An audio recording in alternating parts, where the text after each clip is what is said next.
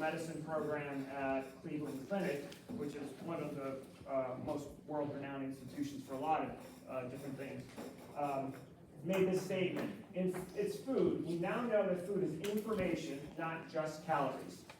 Because there's this concept that food is just calories, whether it's fats or whether it's carbohydrates. It can upgrade your biological software. The majority of chronic disease is primarily a foodborne illness. We ate ourselves into this problem, and we have to eat ourselves out of it. So, and I completely believe that.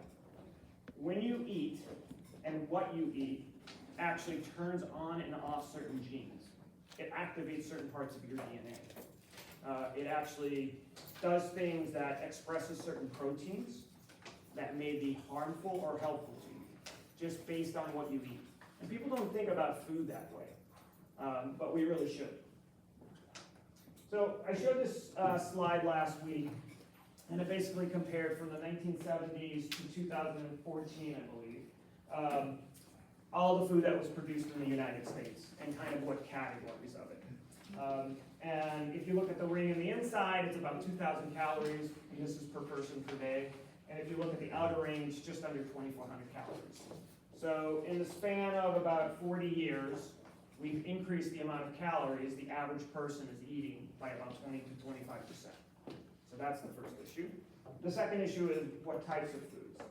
The biggest increase is the gray bar area, which are added fats and oils.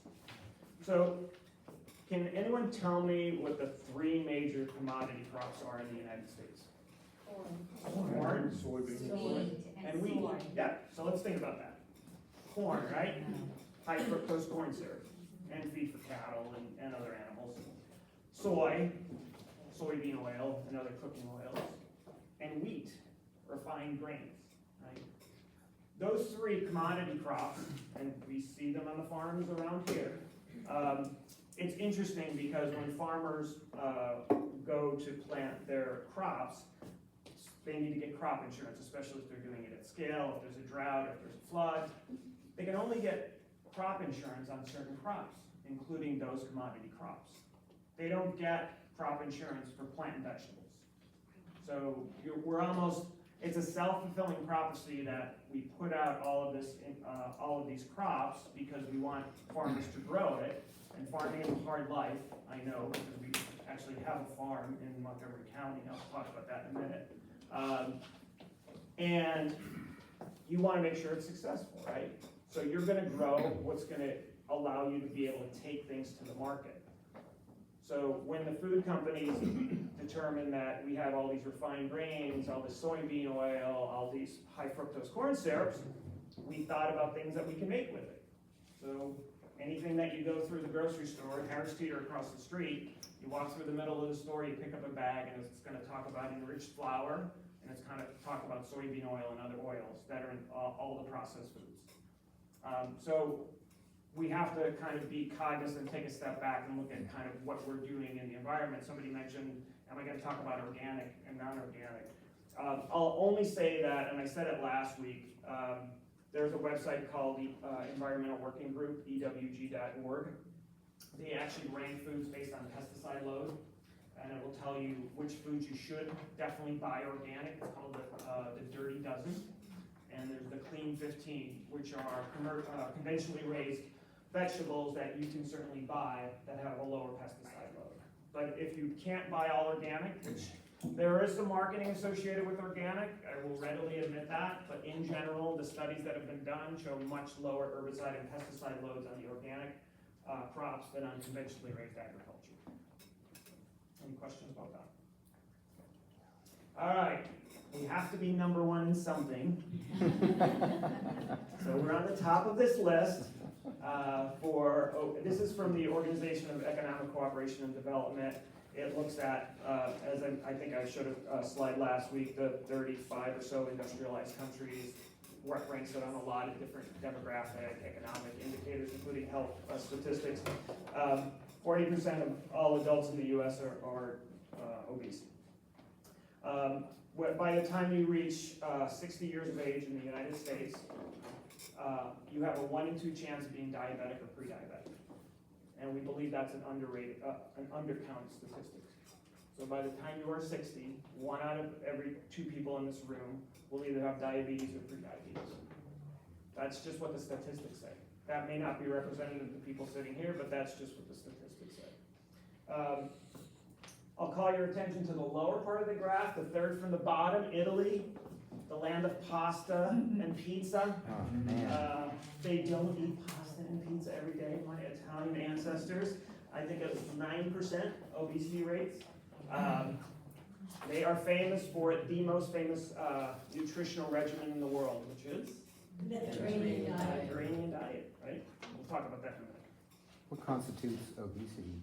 What is a BMI, which it's a comparison between your height and weight of over 29.5. You take your weight in kilos and square it, and then you divide it by your height, and then you get to do the ratio. So I do a really simple test in my office. I do this with every one of my patients because I've practiced in Rockville. It requires a very sophisticated medical instrument called a tape measure. What? A tape measure. So what I think I've heard one of those. So what you do is you take a tape measure, you measure around your belly button, that's your waist. Then you take the tape measure, you measure around the widest part of your hips. Waist to hip ratio should be less than 0.85. Okay? Really simple thing to do. Anything over 0.9 puts you at higher risk for cardiovascular disease long. So anyone can do that. All right. So what drives chronic disease, and what does nutrition really have to do with heart disease, cancer, and neurodegenerative disease? It's actually a lot, and it's something called insulin resistance. Okay. Any biochemistry majors here?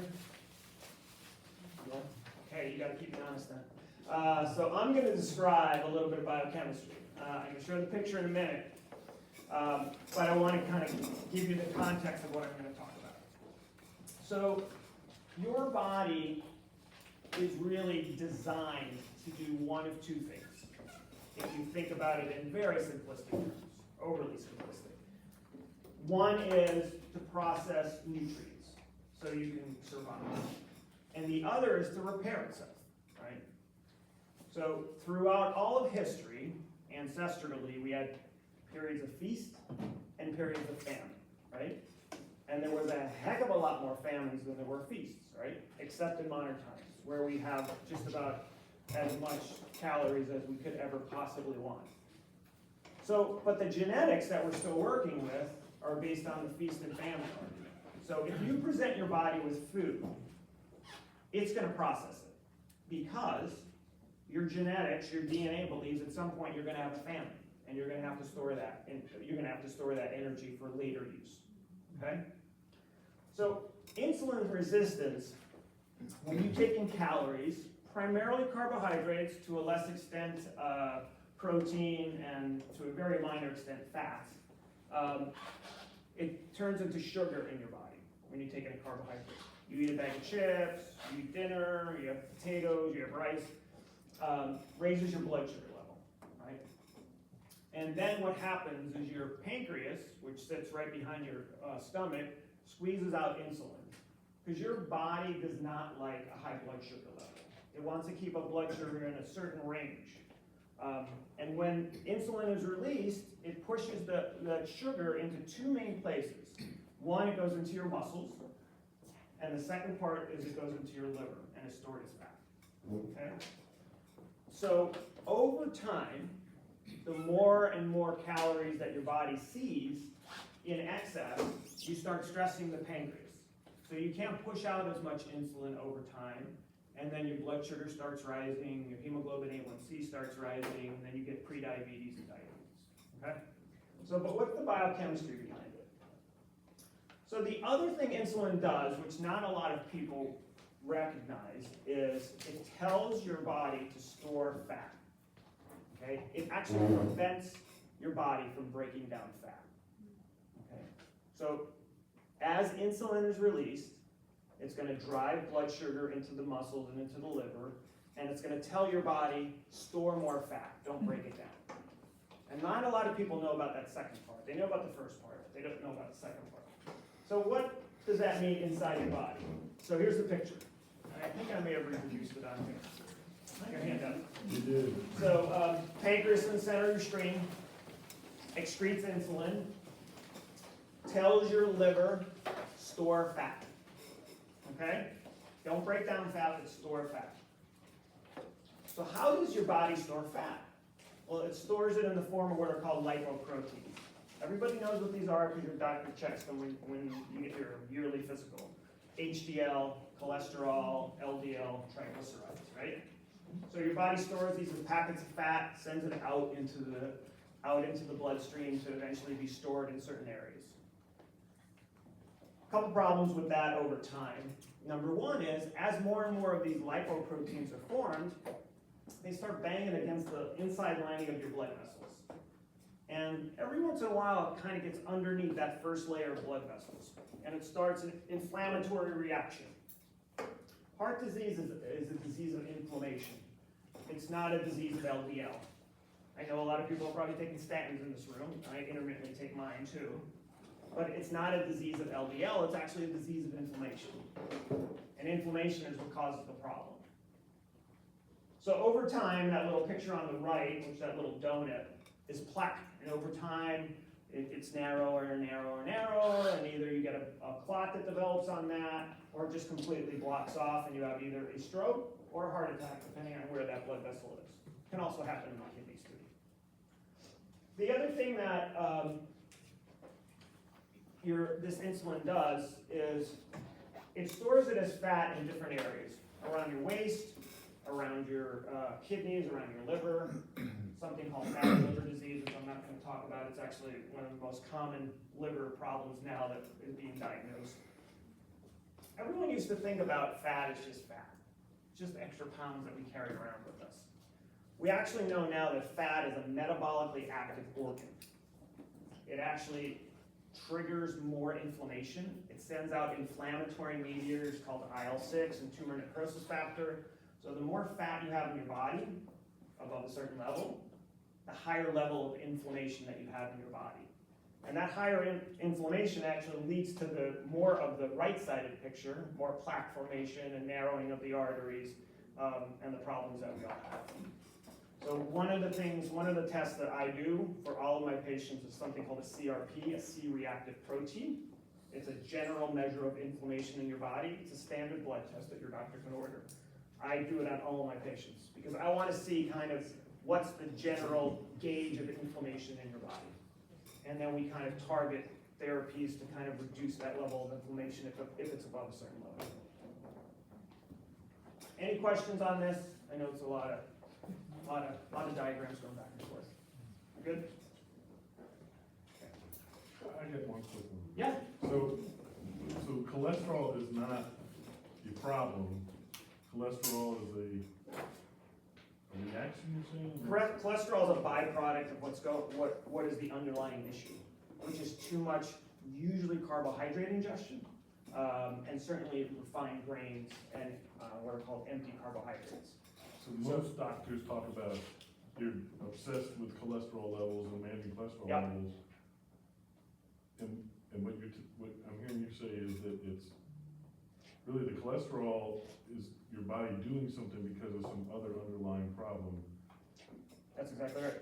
So 50% of people that have a heart attack have normal LDL cholesterols. So Wow. yeah, 50% of people that have their first heart attack have normal LDL cholesterol. So it's not just about the LDL, it's all the other stuff that's going on behind the scenes. A lot of people are on statins, and I have congenital triglyceridemia. My dad gave me that genetic. And there are some things you can do from a dietary standpoint to lower that, but at a certain point you do need medication. So I take a statin every other day. Statins have never been shown to be effective in what's called primary prevention, which means that you're going to prevent some long-term complication. They are very effective if you've had a heart issue, if you had a heart attack, to prevent a second heart attack. They've clearly been shown to improve it. But if you just have high LDL cholesterol and your doctor's giving you a statin, there's no really great studies that show over the long term, it's actually gonna prevent you from having a heart attack. And is it the opposite too, but if you don't have enough cholesterol in your body, it's like a sign that your body is, I don't want to say dying, but it's not fixing itself? Or- Yeah, I mean, your body will produce more natural cholesterol than you will ingest. So like, even if you're on a regular, if you're like, got an incredibly healthy diet, a plant-based diet, low saturated fats, which is typically what people recommend, your body's naturally producing cholesterol all the time. There are certain conditions where your body has trouble producing cholesterol, but they're pretty rare. Because it's. But that would be a problem if your body is not, Absolutely, if you're not producing cholesterol, Yeah. that's a problem. Yeah, absolutely. But too much cholesterol isn't necessarily the problem, there's some other No, problem. it's basically what's the underlying issue that may be causing that higher cholesterol. You're absolutely So right. it's a standard cholesterol medicine that a doctor puts you on, not really solving the problem? It's masking it. You're basically, and look, I mean, I'm not saying all medicines are bad, I'm not one of those No. doctors, but what you're doing is you're treating the end result Mhm. and not the underlying cause. Right. And that's what we're talking about here, is if you do what we're talking about in this workshop, you're actually treating the underlying cause. I've actually been able to reverse diabetes in some of our patients, get them off some of their blood pressure medicine just by doing some of the stuff that we talked about. What's a statin? Statin is a medicine that it blocks one of the enzymes in your liver from being able to produce cholesterol that gets sent out, those lipoproteins. So instead of being your liver producing it, it gets dropped into the gut and you kind of get rid of that cholesterol. It blocks an enzyme in your liver. And there's lots. There's Crestor, Mevacor, Lipitor. I mean, there's lots of different statin drugs. Atorvastatin, yep. Well, it's a multi-billion-dollar drug. It's one of the most common drugs prescribed in the United States. That, some antihypertensives and antidepressants, which we talked about last week, is how we treat conditions in the U.S. All right. The problem is nutrition can be a little confusing. Oh, I'm sorry. I just have a question. Yeah. Isn't it when you check the cholesterol, isn't it that ratio between HDL and LDL, that's important?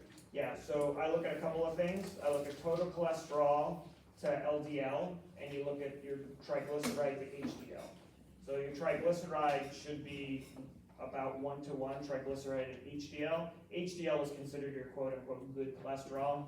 Think of it as LDL being the cholesterol that goes out and potentially causes problems. HDL goes out and kind of pulls back the LDL.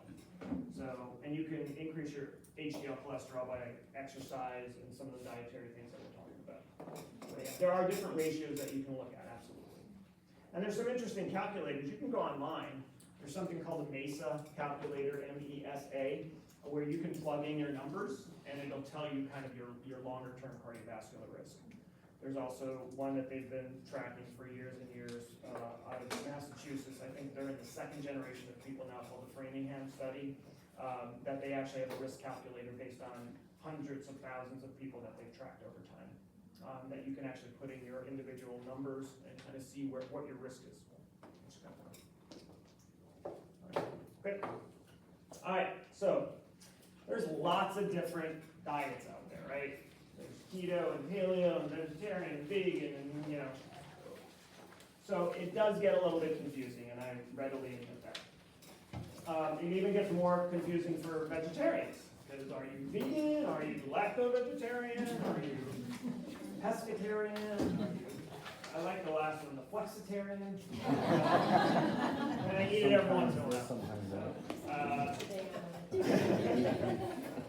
My whole point with diets is you want to be on something that you can follow for the rest of your life. And if you're on a particular diet, there may be a benefit to it, like people that are on keto. They can drop a lot of weight on keto, dramatically lowering your carb content and increasing your fats. You can drop weight on a ketogenic diet. You can't really, most people can't stay on it forever. There are some people that say you can, but I don't think they have enough long-term data to show that that's going to be the healthiest diet for you. So we talked about the Mediterranean diet, right? I think I may have a picture in there. Yeah. So it's interesting because the Mediterranean diet is not just a diet, really is a lifestyle, right? It's about the things at the bottom are really important, right? Talking about physical activity, talking about being together with each other, sharing meals with each other, the sense of community that we talked about last week. You know, those are really critically important, especially when you think about the challenges that we have with mental health issues, with people in isolation, with loneliness. Those actually have a dramatic impact on your health. And then it goes into the center of the pyramid, if you will, which are basically a lot of fruits and vegetables. Some grains, nuts and seeds, absolutely, but certainly really the foundation of the Mediterranean diet is based on vegetables, right? Lots and lots of fresh vegetables, usually what's locally grown and locally cooked, or locally sourced. And then you get up into the other ones, which are, you know, a few times a week they're having fish, rarely they're having chicken and other proteins, and really less often are kind of the saturated fats, red meats, and sweets. So this is our current dietary recommendation from Health and Human Services and USDA. It's basically the same now, it says to 2020, but they didn't modify it that much. But the thing you notice is it really is trying to mirror the Mediterranean diet. Everyone remembers what it used to be, right? Yeah.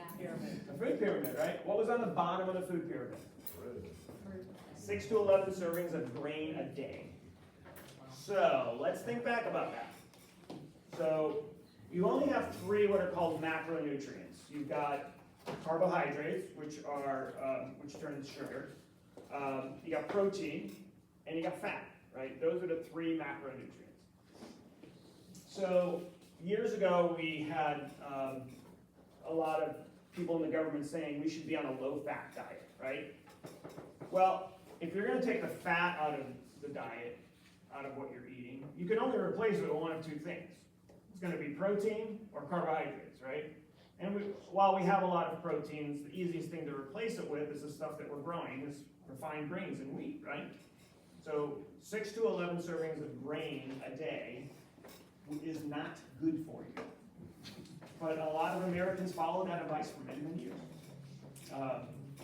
So now they're recommending half of your plate be vegetables and fruit, more vegetables than fruit. A quarter of the plate be proteins and healthy fats, and a quarter of the plate being whole grains, complex grains, whole wheat, not refined grains like Wonder Bread, which I love Wonder Bread when I was growing up, but that's not what I recommend you taking. White rice, not what I recommend you taking, for lots of different reasons. But complex grains like quinoa, brown rice, those kinds are good for you. And I changed out the upper right picture, which is a glass of water, because you should drink primarily water during the day. The recommendation from still the USDA was at least 1 to 3 servings of dairy a day. And no offense to the milk producers, and I know some of them, there's no reason on God's green earth that your body needs 3 glasses of milk a day. Our kids don't need 3 glasses of milk a day. There are cultures that don't have milk in their diet and do perfectly fine, and don't have higher rates of fractures and all the stuff that they tell you that you need to worry about. So, and we'll talk about milking a little bit. All right. Wanted to talk about fasting. Anybody, has anyone fasted in this? Well, we were just in one of our fasting. No one wants to admit. When I worked in my company, my assistant was a Muslim, and I said, Shahana, I would make a terrible Muslim, because you fast for 30 days, sun up to sundown. I'm like, that's a lot. That's pretty intense. But yes, we do fast. But has anyone fasted for health reasons? So here's the concept. Remember we talked about your body's either processing nutrients or repairing itself, right? So if you don't give your body a period of time to repair itself by continuing to eat, then your body will continue to process things. And just like any metabolic process, eating causes different chemical reactions in your body. And it causes there to be byproducts of those chemical reactions, including, reactive oxygen species, inflammatory markers that your body has to get rid of. That's just part of, your cells doing their work so we can all live.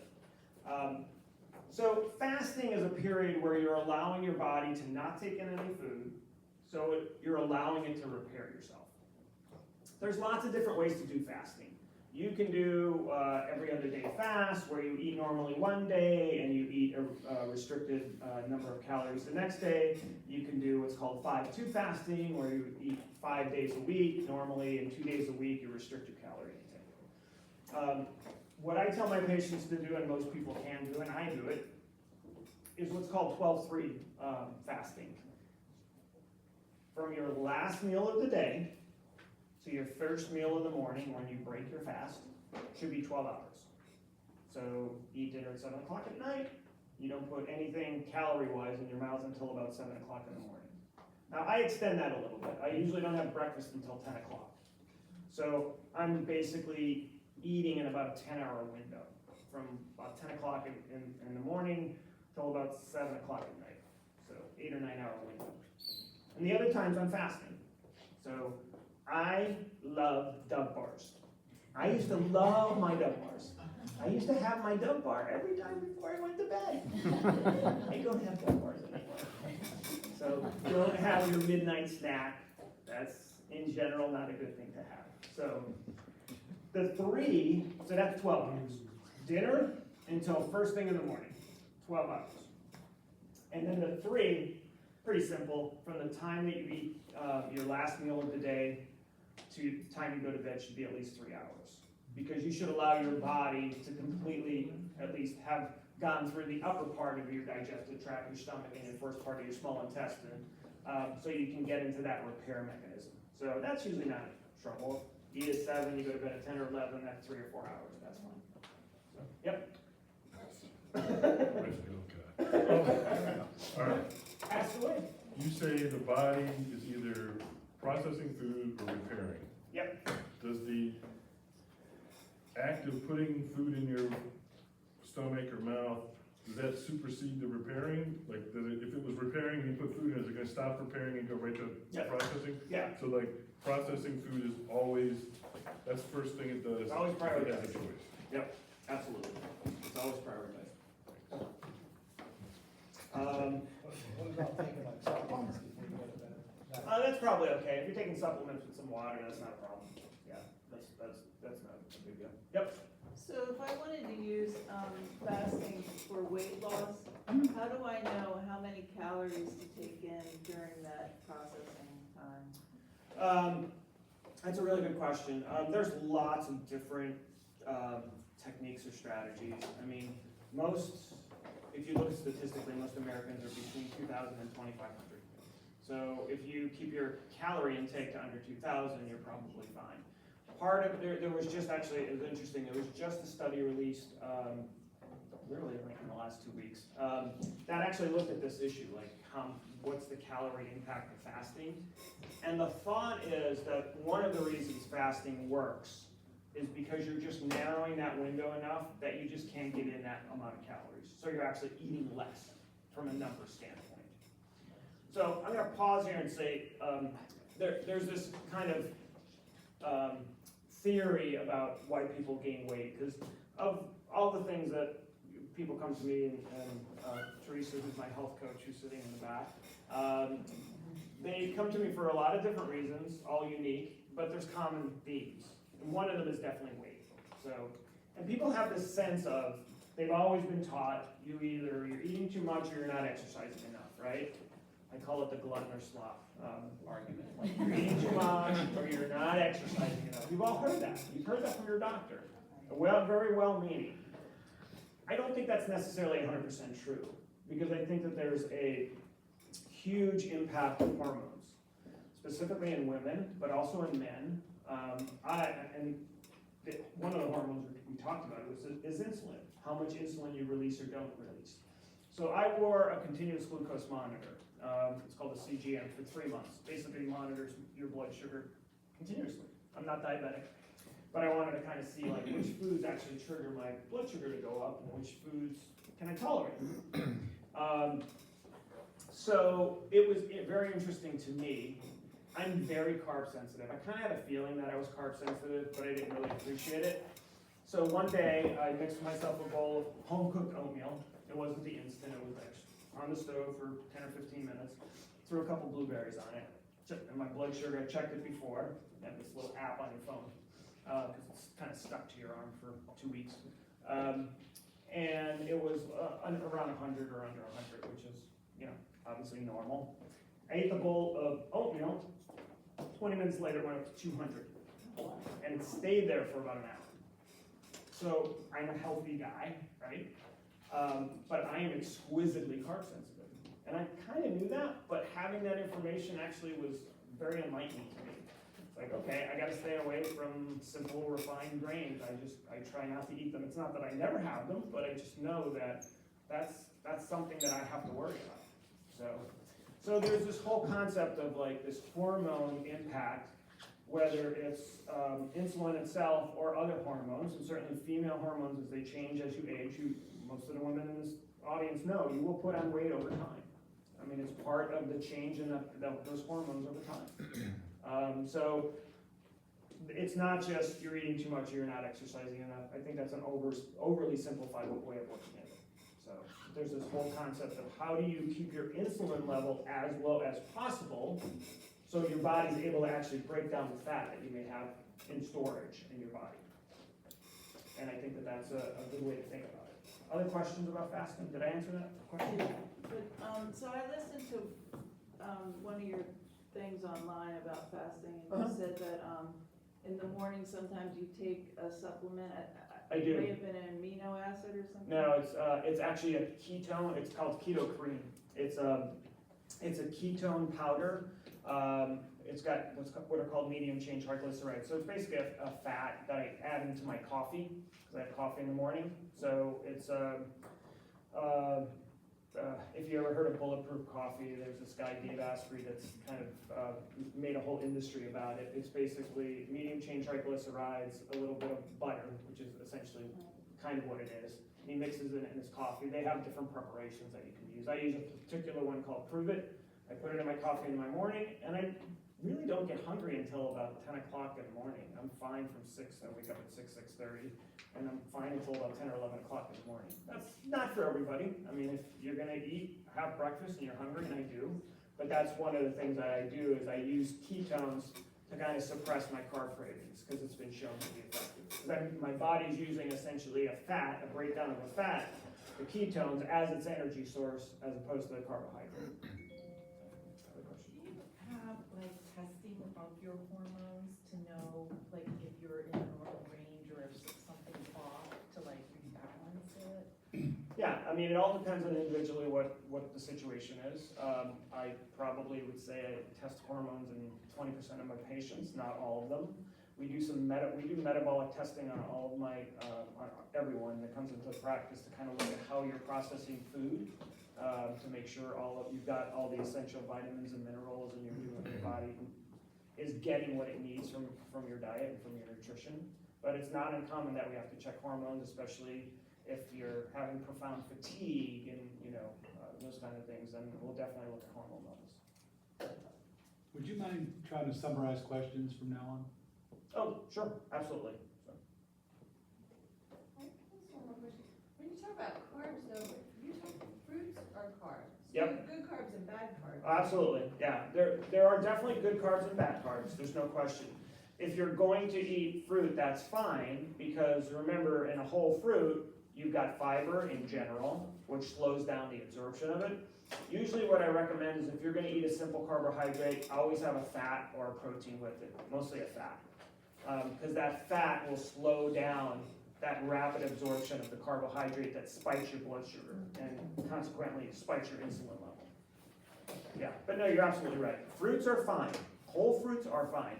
Fruit juices, energy drinks, all of those things, no, not good.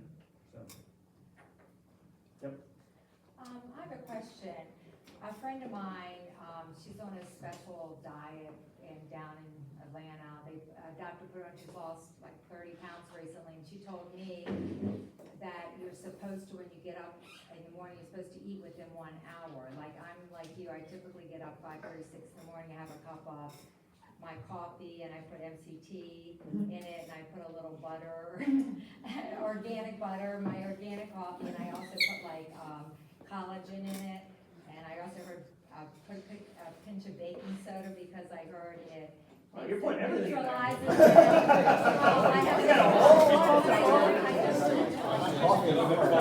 I know today, the question is that, I heard you say that, but then if I don't, is the 12 hours, like, so I don't eat till 10 o'clock and I finish at 7, is it supposed to be specifically 12, and am I supposed to eat something when I get up? For the next No. Like I said, I don't usually eat, I usually have dinner like most people at 7 o'clock at night, or 6 or 7 o'clock at night. I don't usually eat until about 10 o'clock in the morning, most days.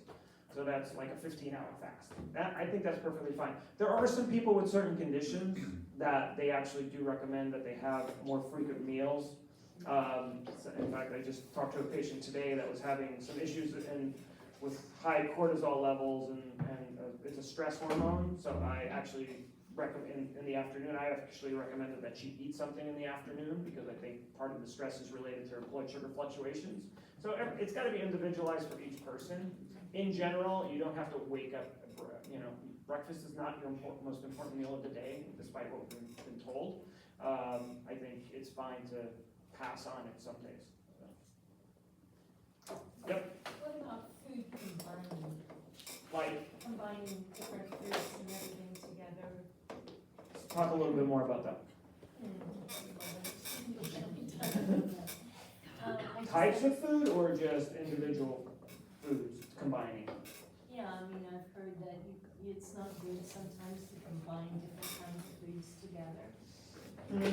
I haven't particularly heard that. There's lots of different strategies on certain types of foods that you can or can't eat, depending on either your individual body composition, your blood types. They have all of these different ways of looking at it. In general, what I tell people is eat whole, plant-based diet most of the time. If you're going to eat a simple carbohydrate, always combine it with a fat or a protein, so that it slows down the absorption.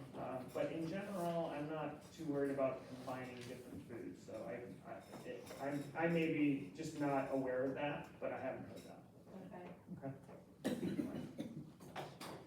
Yes, sir. Regarding your reaction to oatmeal. Yeah. Wouldn't you say that there's also possibly a good side in that proven studies have shown it lowers your cholesterol?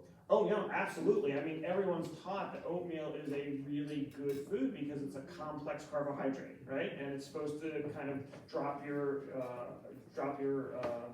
cholesterol level, just like you said. And I think that's absolutely true for most people. It's not for me.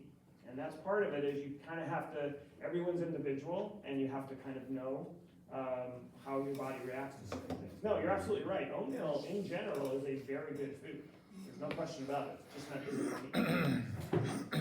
But how do you figure that out? Yeah, that's a challenge, right? Unless you're walking around with a continuous glucose monitor, how are you going to know?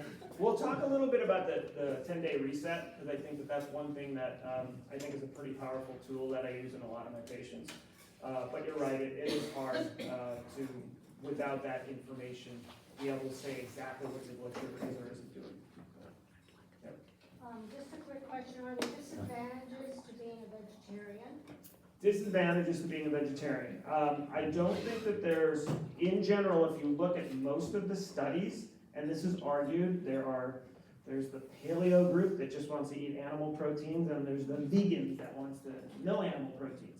I'm kind of in the middle. I think vegetarian in general, if you look at the long-term longevity studies, actually vegetarians live the longest, if you look at the studies. And if you look at what's called the blue zones, which was something that, did I talk about this last week, the blue zones? No. Yeah. So, did I mention it? Okay, so the blue zones, for those that don't remember, is it was this kind of observational study that was done where this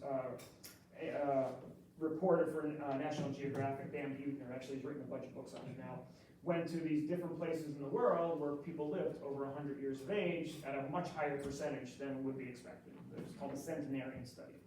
And in the blue zones, what they found is most of their nutritional regimens were primarily plant-based. So a little bit of protein, but mostly plant-based.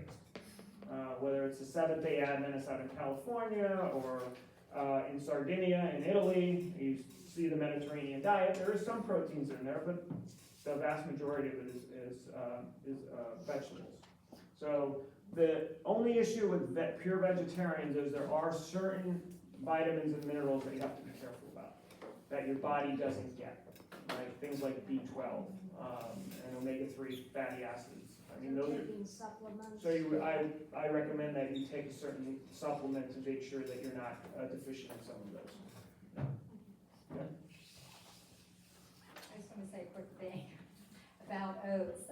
Like I used to eat oatmeal all the time, and there was some TV program a couple weeks ago about the WIC program and parents are buying the baby oats and how it's very toxic. And now they're saying the glyphosate, which is the Roundup they spray, 80% of all oats have that in it now. And if you have oatmeal, you should only buy organic, and they sell it really cheap at Costco. Okay. So. Good tip. Yeah, we could do a whole discussion about the glyphosate issue. There is a lot of what's called cross-contamination, even for oats that are, because I'm gluten-free, my wife is celiac, I'm sensitive, so I have to be gluten-free, so I have to eat gluten-free. So I don't eat oats in general. That was more an experiment that I did with the oats. It was gluten-free oats too. So, okay? All right. Okay. All right. So food sensitivities, we've kind of talked a little bit about this, but there are definitely foods that some people have a negative reaction to. And these are the 5 most common. Breads, so refined grains, so wheat, obviously gluten sensitivity. 1 to 3% of the US population, we believe, is either gluten sensitive, and a couple more percent are celiac. So it's not a small number, and that number's gone up over time.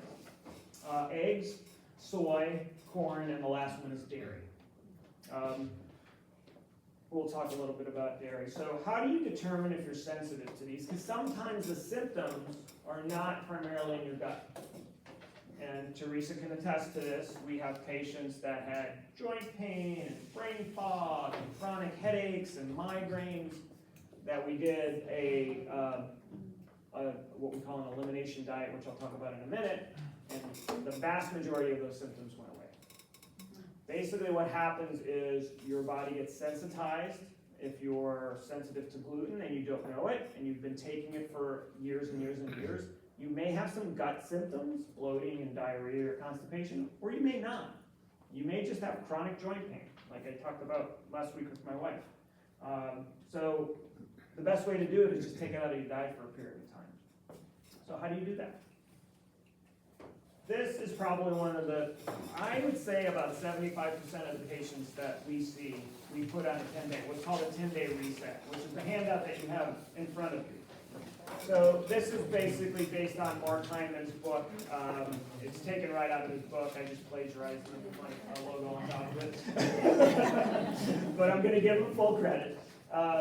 So it's a very simple, eat this, don't eat that kind of type of process. But you just have to do it for 10 days, right? And if you want to see if you're sensitive to certain foods, if you have this kind of chronic fatigue or joint pain or chronic headaches, chronic abdominal discomfort, even if it's mild, do what's called a 10-day reset. And then you start adding back classes of these different foods, kind of those 5 things that we talked about. You'd start adding back dairy. You'd wait a couple of days. You see how you feel. Then you'd add in corn and you'd add in soy. I would add in the wheat and gluten last. Because the 2 most common ones that we see are dairy and gluten. Far and away, those are the 2 most highly reactive foods. So, has anyone done a reset or an elimination diet before? No? Okay. Teresa's doing it. ADHD, absolutely. Yep. Oh, yeah. No, there's some really good studies about children with ADHD, that elimination diets are a significant percentage of them remarkably helpful. Dr. Falcone, can you tell me about leaky gut syndrome? I have a girlfriend who's Yep. just all talking this all the time. And, Leaky gut, sure. So leaky gut, so the theory behind, not the theory, the reality of leaky gut is just what it sounds like. It's basically, your gut is this connection of cells at the microscopic level, and realize what your gut does, right?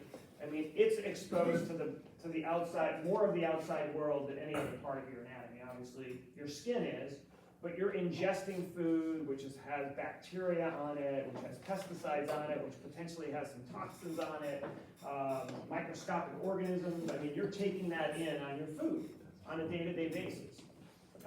So over time, if you are sensitive to a particular food, let's say you're gluten sensitive or dairy sensitive, what happens over time is those really tight, narrow cell connections in your stomach and in your intestine just start to kind of open up and loosen up.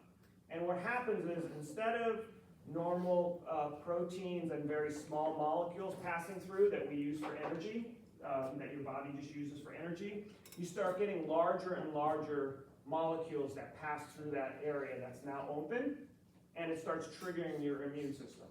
80% of your immune system is either in your gut or around your gut, because that's like your first line of defense, right? So once those larger molecules get through, because you're kind of leaking those molecules through because of damage to that cell lining, your immune system starts reacting to different things. And that's why you get the joint pain and the brain fog and the headaches and all of those other things. It's a real entity. I see it in my patients very commonly, that we have to repair their gut. We do the elimination challenge. We see if there's a particular food that they're sensitive to, and then we go through a repair process. So absolutely, yeah, there are a surprising number of people that have it. There's a theory that because of glyphosate and the other herbicides and different things that we spray in plants, it actually affects your gut, and it's actually increasing it and becoming more and more common. So your friend's not crazy. Yep. I'm looking at your fish and seafood one there, and you're talking about larger fish. Yep. What's the reasoning behind that? So, talked to a patient today that has mercury toxicity. His level of mercury in his body is high. Larger fish concentrate mercury. All fish have mercury in it, but big fish eat little fish, and up and down on we go. So things like tuna, swordfish, halibut, larger game fish, they concentrate the mercury. So what you want to do is eat smaller fish like salmon, sardines, good stuff, anchovies, mackerel, all the stuff people love to eat. I'm loving my sardines on my salad. My wife thinks they're absolutely disgusting. Yeah. I love them. So you want to, number one, remove the toxins. The other, or minimize the toxins. The other thing that you want to do is make sure, if you're buying fish, and I strongly recommend this, that it's wild caught fish, farm-raised salmon. I'll tell you, what time is it? Oh my goodness, 10 after 8. Oh, we gotta get rolling. I can't tell the story. What's that? Yes, you can. Okay, so we had a gentleman from China come to our farm. We do what's called aquaponics, which is using fish as fertilizer in our greenhouse. We have a greenhouse in Brookville. He came over because he wanted to see it, because he wants to build his own aquaponics system. He happened to be in the United States, and he said, never, ever, ever buy farm-raised salmon from China, or farm-raised tilapia from China. Farm-raised tilapia. He goes, they grow it in the sewers. And he said that's why he's there trying to learn about aquaponics. So farm-raised, because what you're feeding the fish is not natural. Number one, if they're farm-raised, they're basically feeding them grains and other things, and they have higher levels of these toxins in them. So try and get wild caught. It is more expensive. although there's always specials. I just bought some over at, was it Harris Teeter? Yeah. I bought some King's, or coho salmon over there, and it was actually pretty reasonably priced. So that's why smaller fish rather than bigger I fish. just thought that the pollutants that, are smaller fish are closer to shore, Yes. larger fish are offshore, cleaner waters. Yes, that is true, but even like tuna, which are, way out there, they just have concentrated because there's just mercury in the little fish that they eat. No.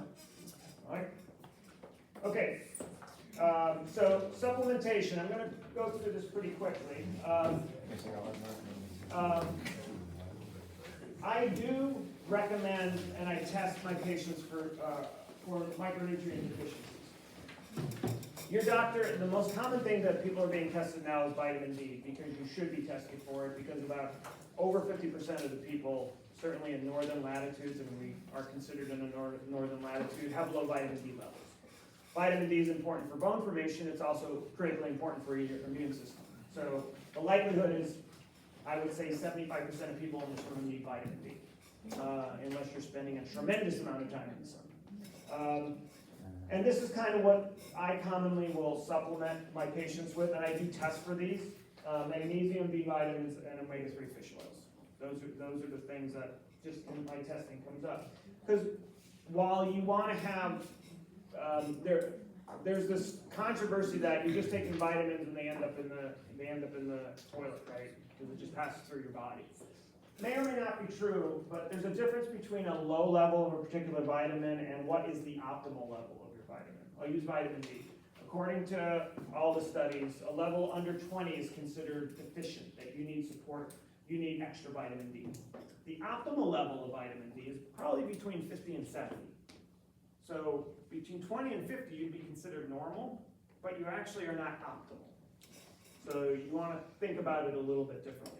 So taking a regular multivitamin from a reputable company is not an unreasonable thing to do. This was just an interesting couple studies that showed a third of people were deficient in vitamin A. This is based on what they actually took on a daily basis. 70% of people deficient on vitamin D, 60% of people deficient on vitamin E, and this has been reproduced over multiple studies. 100% for potassium, did I read that correctly? In this particular study, yeah, based on the amount that they were taking in, yes. Because people are typically taking in much higher levels of sodium, because the salt in processed foods is sodium chloride, and it's not potassium, so yes. But the one thing that everyone needs to take more of is fiber. 97% of people are deficient in fiber. So I would recommend you support your local farmer through community-sponsored agriculture. You got a couple down the street here that you can definitely do. A shameless plug for our farm, Bella Vita Farm in Brookville, Maryland. You should try and buy local as much as possible. There's farmers markets, there's CSAs that you can order that they'll ship to you. Like during the growing season, you'll get a basket every week, and it's helpful for the farmers and helpful because you know where your foods are coming from. Kind of the basics of this are: start where you are, become what's called a reductarian, which means we all start where we start. If you're taking a lot of refined carbohydrates, then that's probably the place to start. If you're taking a high-fat diet, then you may want to look at reducing your amount of saturated fat intake. So just start where you start. Focus on what you can. Keep it simple. I think moving to a plant-based diet is probably healthy for just about everybody, and that's what the studies have shown. So 85% being plant-based, not processed plants, but actually whole plants. Obviously, some of them need to be cooked. Less sugars and refined carbohydrates, and what I say is shopping, bringing food in from the perimeter of the grocery store, not the center of the grocery store. And we talked about the wild caught fish. Just be cautious with dairy because, like I said, it's one of the most common food sensitivities that any of us see in our practices. Almond milk? Yes, replacement nut-based milks are fine, almond milk. There's some controversy about oat milk actually, specific to blood sugar issues. It's kind of all the rage now is oat milk. but that was a concern. But yeah, nut milks are fine. Just watch the carbohydrate content and not the sweetened versions. So, all right. Wow, we talked a lot more. All right, talked a lot more than I thought, but there were a lot of good questions, so thank you. So now you have your chance to kind of take a few minutes. What are you going to start doing? What are you going to stop doing? And what about the 10-day reset? Is anybody interested in taking the plunge? So, okay. All right, so talk amongst your table. Take the next 10 minutes or so, and then we'll be just about at the end.